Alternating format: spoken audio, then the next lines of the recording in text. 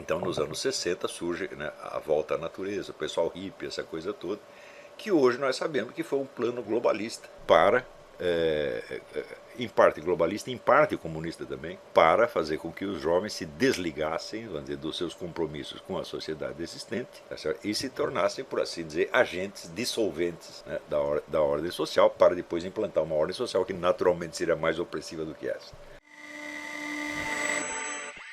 Depois aparece essa analfabeta, chamada Helena Chauí, né, falando de que a democracia consiste na expansão dos direitos. Isso é outra coisa que também é mencionado no filme.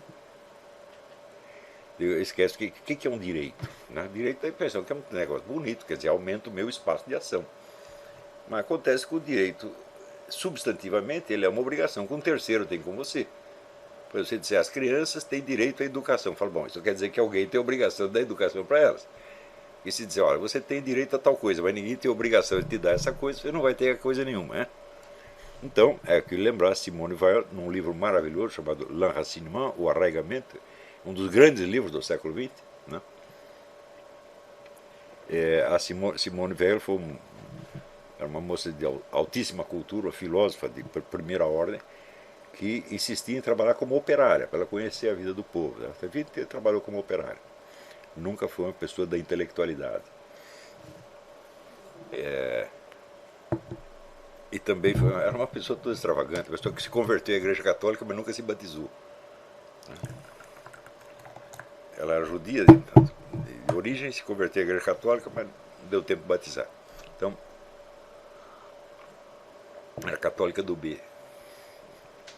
Então, a Simone Weil, que foi a primeira autora que entendeu realmente o que é a natureza do direito como obrigação no terceiro. Né? Então, cada vez que você proclama um direito, alguém tem que assegurar que os terceiros cumpram a obrigação. Então você precisa de novos tribunais especializados, novas repartições, novas leis, novas multas, etc, etc. Haja o que houver, o poder do Estado vai crescer. Cada direitinho que você cria, você criar um direito do seu cachorro, tá certo? O Estado vai crescer. E ele sempre vai crescer muito mais do que a área de ação que os novos direitos prometem aos seus pretensos beneficiários. Isso é inevitável. Então, claro que existem duas maneiras de você crescer o poder do Estado, uma pela via tirânica. Você cria uma revolução, um golpe de Estado, toma o poder, bota todos os seus inimigos na cadeia, baixa lá os controles draconianos. Esta é a maneira mais óbvia, mas existe a maneira democrática, que é prometer direitos para todo mundo e vai expandindo, expandindo, expandindo, expandindo. E não adianta esse pessoal liberal falar, vamos enxugar o Estado. O que é enxugar o Estado? Nós vamos privatizar certas áreas. Eu digo, bom, privatização tem um limite natural, que é o limite da própria natureza do Estado, quer dizer, a função do Estado, vamos dizer, de defesa territorial, defesa contra inimigos internos e externos. Se você privatizar isto, a empresa que recebeu, ela se torna o Estado. Então, privatizar vira apenas um flatus vocis, não quer dizer absolutamente nada. Tem gente que diz, não, nós precisamos privatizar o exército, precisamos privatizar a polícia, privatizar tudo. Bom, privatiza tudo, a empresa que pegar será ela o Estado, e simplesmente mudou de nome. Enquanto Karl Marx diz, não, nós vamos eliminar o Estado através da Revolução Socialista. Seja pelo meio liberal, pelo meio socialista, você vai chegar na mesmíssima coisa. E como é a eliminação do Estado na perspectiva comunista? É o seguinte, primeiro o Estado se apropria de tudo, ele é o dono de todas as propriedades, todos os meios de produção, etc, etc. Então daí como tudo virou Estado, não existe mais o Estado como entidade distinta da sociedade, ele é a própria sociedade. Não porque ele se eliminou, mas porque ele engoliu a sociedade. Tá certo? Então, é claro que a eliminação do Estado na perspectiva comunista é apenas uma bolha de sabão, não existe, é um jogo verbal, é uma piada, na verdade. Né? Então, pelo meio liberal, você pode privatizar certas áreas, sobretudo aquelas que têm importância econômica. E vamos dizer, a conveniência das privatizações, nesse caso, está mais do que comprovada. Porém, você acha que o Estado, vamos dizer, ao se desfazer de certas empresas, por exemplo, que não estão dando lucro, etc., você acha que ele vai aceitar a diminuição do seu poder? Não, ele vai compensar esta perda de autoridade na área econômica com expansão em outras áreas. Por exemplo, agora nós temos mais progresso, a economia está progredindo, então nós precisamos de dar mais educação às pessoas. Então, vem mais projetos que vão ampliar o controle do Estado sobre a educação. E assim por diante. E os novos direitos, tem direito da mulher, direito dos negros, direito dos gays, direito de todo mundo. Tá certo? Isso aí a administração vai aumentando, aumentando, aumentando, e os controles vão aumentando. Também, se você privatiza, isso significa, quer dizer, atividades econômicas que estavam na mão do Estado passam para empresas privadas. Mas, é claro, essas empresas vão ter que estar sujeitas a alguma regulamentação. Por exemplo, regulamentação fiscal. Então, a regulamentação fiscal vai crescendo, crescendo, crescendo, para dar conta da complexidade econômica cada vez maior criada pelas privatizações. Quer dizer, você tem mais agentes, né, atuando na economia, não menos. Você multiplicou o número de agentes, então, claro, a regulamentação e a fiscalização se tornam muito mais complexas. Então, teve um advogado que juntou toda a legislação fiscal no Brasil, deu um livro do tamanho deste quarto aqui, né? Então, onde um cara me informou, você sabe quantas leis regulam só o orçamento brasileiro? Isso foi aqui, foi mais de 10 anos atrás. Você tem 5.000 e não sei quantas leis. Eu falo, mas quem é que conhece essas 5.000 leis? Então, é uma situação na qual aquele princípio de que ninguém pode alegar ignorância da lei fica totalmente inválido, porque na verdade ninguém pode alegar conhecimento da lei. Também eu vi um outro sujeito, era um fiscal da Receita Federal, estava conversando com um empresário na casa dele, e o empresário dizia, não, na minha empresa está tudo certinho, vocês não vão encontrar nada irregular. O fiscal disse, você quer apostar? Eu arrumo 10 multas para você aqui dentro da sua casa e levo você para a cadeia, né? Daí chegou lá, abriu o guarda-roupa, tem o casaco de pele da mulher. Cadê a nota fiscal do casaco de pele? De onde veio? Isso aqui é contrabando. E assim foi. E mostrou para o cara que tinha 20 infrações. Então, cria a situação na qual todo mundo está fora da lei. Todo mundo estando fora da lei, todo mundo é punível, em princípio. Então, quem domina o Estado escolhe quem ele vai punir. E não pune os outros porque não interessa. Então, essa é a situação real de qualquer democracia no mundo.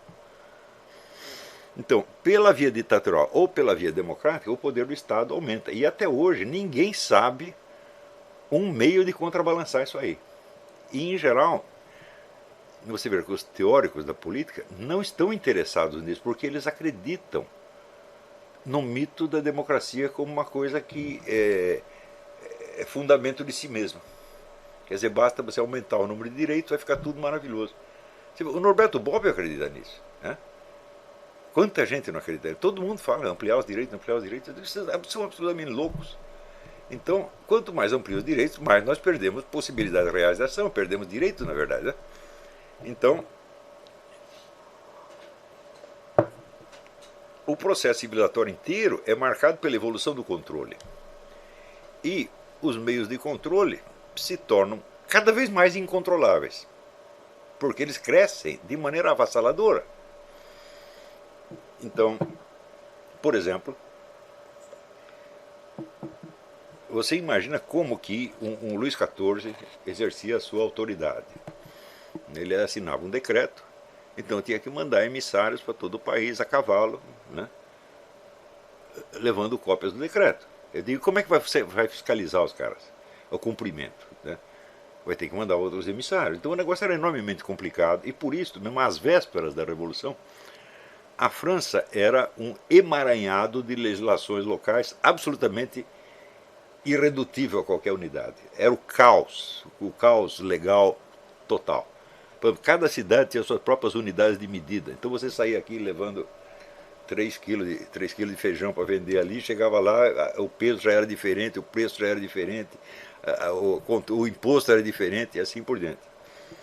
E isto no antigo regime, que era tremendamente centralizador em comparação com o tempo do feudalismo, né?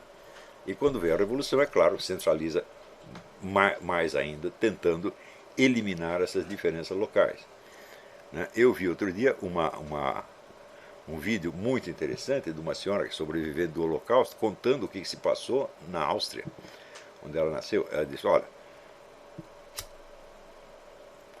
esses camaradas, esses nazistas, eles chegaram começando com essa ideia de centralizar tudo e estatizar tudo. Então nós tínhamos, por exemplo, 66 distritos diferentes. Eles reduziram para 15. Então, isso quer dizer que as diferenças regionais foram absolutamente apagadas e tudo cai para o controle do governo central. Então, ela entendeu, falou, isso é evidentemente, o que era isso? Isso era socialismo, era o que eles estavam fazendo. Até outro dia eu botei uma notinha no Facebook dizendo, nos anos 30, a Europa inteira sabia que o nazismo era um socialismo, todo mundo sabia. Você vê, até citei o livro do Rio La Rochelle, Socialismo Fascista. É um livro de propaganda do socialismo fascista. E o livro do Werner Zombart, O Socialismo Alemão. Também um livro, o Zombart naquela época ele era favorável a esse tipo de socialismo. Então, isso, o universo inteiro sabia disso. Tá certo? Agora, depois da guerra, a propaganda soviética falou, não, nós temos que limpar o socialismo dessa imagem, imagem nazista. Então, daí o nazismo deixou de ser socialista depois que ele deixou de existir. E o pessoal acredita nessa pataquada até hoje, é um negócio impressionante. Então, este processo do controle é evidentemente a raiz de todos os descontroles e de todo o caos social. Você vê que onde quer que você encontre uma sociedade, vamos dizer, regularmente, assim, medianamente ou mediocremente equilibrada e pacífica, é onde os controles são menos drásticos e onde você aceita um coeficiente de caos regional inevitável. Tá certo? Você vê que, em parte, vamos dizer, a administração pública nos Estados Unidos aceitou isso durante muito tempo. Você vê que até hoje, como é que chama as divisões regionais aqui? São os condados. O que é o condado? São os domínios pessoais de um conde. Não tem conde nenhum, mas continua chamando condado. Quer dizer, um remanescente de uma antiga administração regional que tinha uma tremenda autonomia. Quando houve aqui a Guerra da Independência, e os caras conseguiram expulsar os ingleses, então daí surgiu o problema, que sistema de governo nós vamos ter? Tinha muita gente que achava que não precisava ter governo nenhum, porque as comunidades estavam acostumadas a desfrutar da sua independência, tomar suas decisões sem ter que dar satisfações a nenhum governo central. Tá certo? E para criar um governo central, foi preciso que este governo central se persuadisse da legitimidade dos direitos regionais e, portanto, consentisse em coexistir com inúmeras autoridades intermediárias. Então, esta é uma regra que nós podemos usar. Quanto maior o número de autoridades intermediárias, mais liberdade você tem. Isso significa também que você tem mais caos, né? E menos controle sobre o conjunto da situação. Agora, até onde um governante suporta a diversidade de poderes? Este é um problema, porque se surge uma guerra, por exemplo, ele vai ter que centralizar o comando. Então, você vê que as pessoas que são favoráveis a este ou aquele modelo de governo são. Todo sujeito que sai com um modelo de governo, para mim, é louco. Porque o modelo é um treco abstrato e genérico que não tem lugar no espaço, não tem uma época determinada. Tá certo? E o que decide, de fato, o regime de governo são as circunstâncias. E, sobretudo, vamos dizer, a convivência de um país com outros países. Quer dizer, uma agressão externa pode impor uma mudança de regime dentro de um país. Não é isso? Como, por exemplo, ou uma agressão interna, ou, vamos dizer, uma revolução, uma agitação qualquer. Quando houve a Guerra Civil, aqui, então, os promotores da Guerra Civil, que na verdade quem começou a Guerra Civil foi o Sul, eles deram o primeiro tiro, prova que eram absolutamente loucos, e imediatamente o governo do Norte instaura uma ditadura, com censura à imprensa, eliminando poderes regionais, etc. Quer dizer, eles cutucaram a onça com vara curta e o Lincoln então mostrou toda a sua fisionomia mental, na verdade totalitária. Quer dizer, ele tinha muitas concepções do Estado moderno, protecionista, meio fascista, tinha tudo isso na cabeça dele, tá certo? E ele estava lá quietinho no canto dele, os caras foram provocar, daí que ele aproveitou para impor todos os controles que ele queria, tá certo? E, inclusive, o negócio da libertação dos escravos, essa ideia apareceu tardiamente na cabeça dele. Existem 10 ou 15 declarações do Lincoln no seguinte sentido: não fizemos a guerra para libertar os escravos. Ponto final. Ele disse isso 20 vezes. Tardiamente ele percebeu que isto podia ser uma boa propaganda. Então, proibiu os plantadores do sul de ter escravo, mas continua deixando que tivesse escravo no norte. Então, todo você verá, uma reivindicação de autonomia regional provoca uma autoridade central que daí aproveita para impor a sua autoridade centralizadora. Tudo isso pode acontecer. Então, o que é dentro do seu modelo? Você é a favor disso ou a favor daquilo? Não importa o que você é a favor, importa o que dá para fazer. Entendeu? Então, você vê, o governo Fernando Henrique no Brasil não foi o governo privatizador? E foi o governo que mais centralizou, por exemplo, o controle estatal sobre a educação.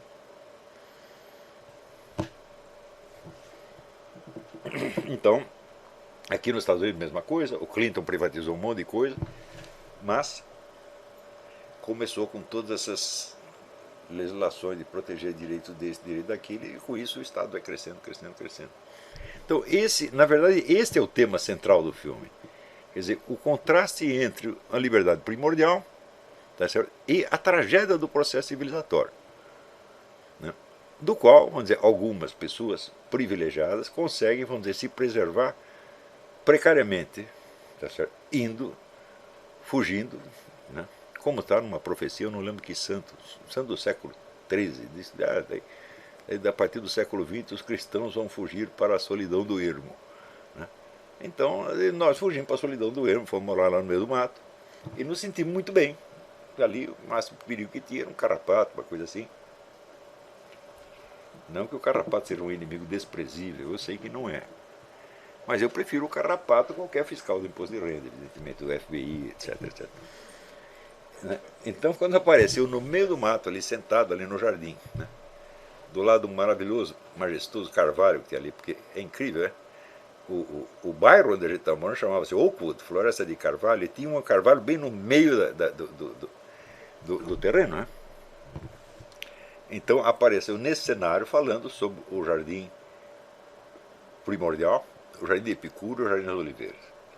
Ora, o que é o jardim de Epicuro? O jardim de Epicuro é uma tremenda confusão que aparece no meio deste processo, porque os camaradas que iam para o jardim de Epicuro, os discípulos de Epicuro, eram em geral pessoas da classe rica, que estavam se sentindo muito mal no ambiente urbano, então fugiam para a solidão do ermo e se fecharam no Jardim do Epicuro. Mas o Jardim do Epicuro é um jardim fechado. Tá certo? Então, ele já, de certo modo, ele repetia em escala menor a mesma ideia da fronteira, da cerca, etc. E segundo, o que os caras iam fazer lá? Qual era a técnica de Epicuro? A técnica de Epicuro é a seguinte: você, para encontrar felicidade, você tem que ignorar o mundo sensível e se refugiar no mundo dos seus próprios pensamentos e cultivar as lembranças agradáveis. Então o sujeito lembrava as viagens que fez, as mulheres que comeu, etc, etc, né? A temporada nas Bahamas, né? O tempo que ele tinha o iate, que ele era rico, né? Eu lembrava do Simba Safari em São Paulo, que tinha uma cerca separando os leões das zebras, né? Então toda tarde, assim, invariavelmente os leões se reuniam no entardecer e ficavam olhando as zebras. Então eu imaginava eles conversando entre si. Você lembra o tempo que a gente era rico lá na África e comia essas coisas, e agora só vem carne congelada. Então, o jardim de Epicuro é como Simba Safari, um negócio fechado, né? E você ia lá não para você se entregar, vamos dizer, ao mundo natural, ao universo material, que é de fato a nossa realidade, é onde nós estamos, né? Mas para você fugir para dentro do seu cérebro, dos seus pensamentos, exatamente como os índios mencionados pelo Wilhelm Wöhringer, que fogem da complexidade ameaçadora da floresta, buscando refúgio no seu mundo de pensamentos geométricos.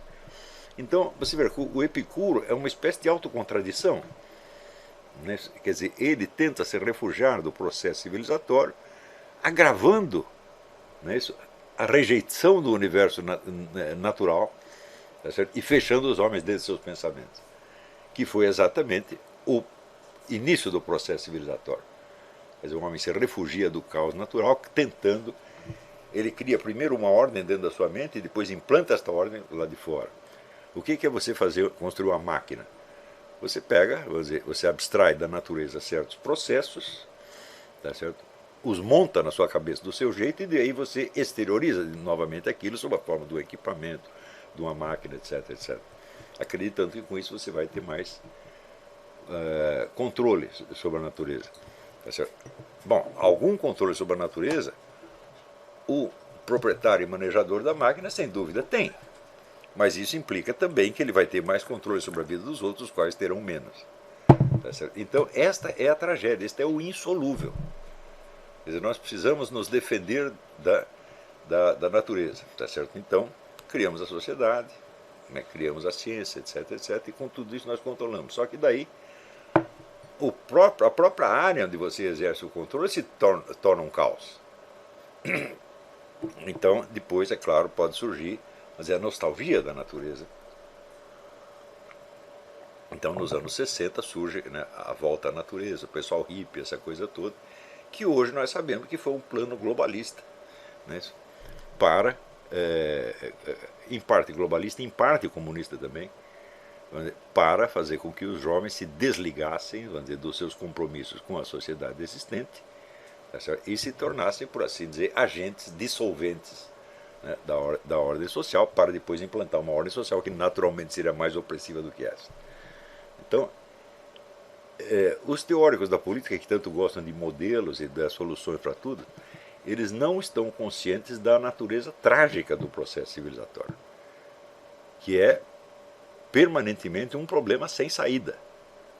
Mas faça você o que fizer, você, no fim você vai ter opressão, vai ter sofrimento, etc, etc, por uma via ou por outra. E este é exatamente o tema do filme, que por isso mesmo se chama O Jardim das Aflições, isso que é o jardim no qual Jesus Cristo, na véspera da sua crucificação, vai orar pedindo a Deus Pai as forças para ele aguentar o sacrifício de carregar todos os pecados da humanidade.